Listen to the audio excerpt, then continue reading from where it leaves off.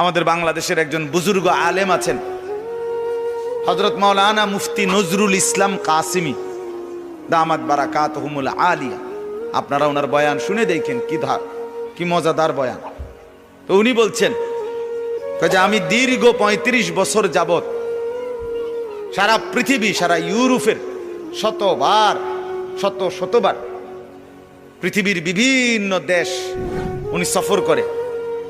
উনি এমনি তো ব্যক্তিগতভাবে পৃথিবীর সব অনেক অগণিত দেশ উনি সফর করছেন, করে থাকেন সব সময় এখনো। তো উনি বলেন আমার এই ৩৫ বছরের জীবনে আমি এই পাঞ্জাবি টুপি পরা অবস্থায় ইউরোপের আমেরিকা, ইটালি, লন্ডন এই সমস্ত দেশে অগণিতবার এক রাজ্য থেকে আরেক রাজ্য, এক দেশ থেকে আরেক দেশ গেছি, যাচ্ছি। কিন্তু আমি উনি বলেন আমি নিজ চোখে দেখছি, বারবার শতবার আমি নিজে ওনার বয়ান শুনছি, যে আমি শতবার দেখছি আমার এই পাঞ্জাবি টুপি পরা চেহারা, দাড়িওয়ালা, আর আমার পাসপোর্টের মধ্যে লেখা আছে ধর্ম ইসলাম। এই কারণে আমার ধর্ম আর আমার পোশাক আমার সাথে মিল আছে, এজন্য কোনো এয়ারপোর্টে কোনোদিন আমার 2 মিনিটের জন্য জিজ্ঞাসাবাদের জন্য দেরি করায় নাই। আমার ছেলে 2008-এ মারা গেছে। যেদিন মারা গেছে তার 6 দিন পরে আমার ইউরোপ সফর ছিল, এন্টার ইউরোপ। আমার ভিসার জন্য আমি জার্মানি এমবেসিতে গেছি, তো আমার লঙ্গি পড়া। কেন ছেলে মারা গেছে, 6-7 বছর যাকে নিয়ে চিকিৎসা করছি, জানেন তো আপনারা।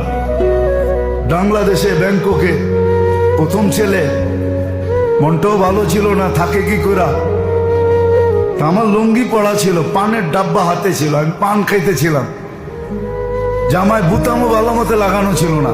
আমি যখন জার্মানি এমবেসিতে ঢুকি, তো যারা বৈশা আছে ভিসার জন্য সবাই আমার দেখা খিলখিলায় আইসা দিছে, যে দেখো মোল্লা এসে, চেহারার অবস্থা কি। এ আসছে জার্মানির ভিসা নিতে, তাও সেনজিন। আমি কাউন্টারে যখন দাঁড়াইছি, তো মহিলার অনেক গয়না পড়া ছিল, যে আমার ইন্টারভিউ নিতেছে। অধিকাংশ গয়না কালো। তা আমাকে জিজ্ঞাসা করতেছে কি করো, আমি কি ব্যবসা, কি ব্যবসা, এই ব্যবসা। আমার গয়নাগুলো কালো হয়ে যায় কেন? আমি বললাম তুমি পারফিউম বেশি ব্যবহার করো, তো স্প্রের কারণে গয়না কালো হয়ে গেছে। আমি গুলো হোয়াট করবো কি দিয়ে, পরিষ্কার করবো কি দিয়ে? আমার কারখানায় আসো, এত দূর যাওয়া তো সম্ভব না, তুমি ঘরোয়া ভাবে বলো। আমি বললাম যে ঘরোয়া ভাবে এইভাবে তুমি পরিষ্কার করতে পারো। আমি দেখতেছি সে ভিসা প্রিন্ট করতেছে। তা আমাকে বললো যে এত টাকা দাও, দিলাম। কয় বউ তুমি এখানে। বসলাম, আধা ঘন্টা পরে পাসপোর্ট দিল। আমি খুলে দেখলাম যে হ্যাঁ ভিসা হয়ে গেছে।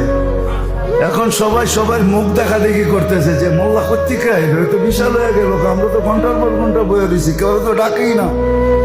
এমন বেশভূষা নিয়ে গেছে, মনে হয় যে উনি বিলকুল এন্টার ইউরোপিয়ান হয়ে আসছে। মানে দেখলেই তাকে ভিসা দিতে হবে, কারণ সে ইউরোপিয়ান স্টাইলে আসছে, নারী বলেন আর পুরুষ বলেন। আমি ওইখানে বসে একটা পান খেলাম, মুসকে একটা হাসি দিলাম, বাইরে চলে আসলাম। বলে চাবি এইখানে না, চাবি ওইখানে। চাবি এইখানে না, চাবি তো কোথায়? ওইখানে। আরেকটা প্রশ্ন করছিল, তুমি এত দেশ ঘুরছো, তুমি জার্মানি এখন কেন যাবে? প্রয়োজন ছিল না, এখন প্রয়োজন হয়েছে, এই জন্য যেতেছি। তা আল্লাহ তো দেখাইছে এরকম। তা হাদিসে নেয়ামত বলতেছে। আমার দ্বিতীয়বার আমেরিকার ভিসা শাটডাউনে লাগছে, যে সময় এমবেসি বন্ধ ছিল, কারো ভিসা লাগে নাই। আমাকে বলছে ড্রপ বক্সে দাও, দিছি ড্রপ বক্সে। 7 দিন পরে ফোন দিছে, নিয়ে যাও পাসপোর্ট। এমবেসি শাটডাউন চলতেছে, আমি কি করে আসবো? তো বলছে তুমি অপেক্ষা করো, আমরা বাসায় পাঠাই দিছি। শাটডাউনের ভিতরে আমি আমেরিকায় গেছি। চাবি ওইখানে, এইখানে না। যিনি আমাদের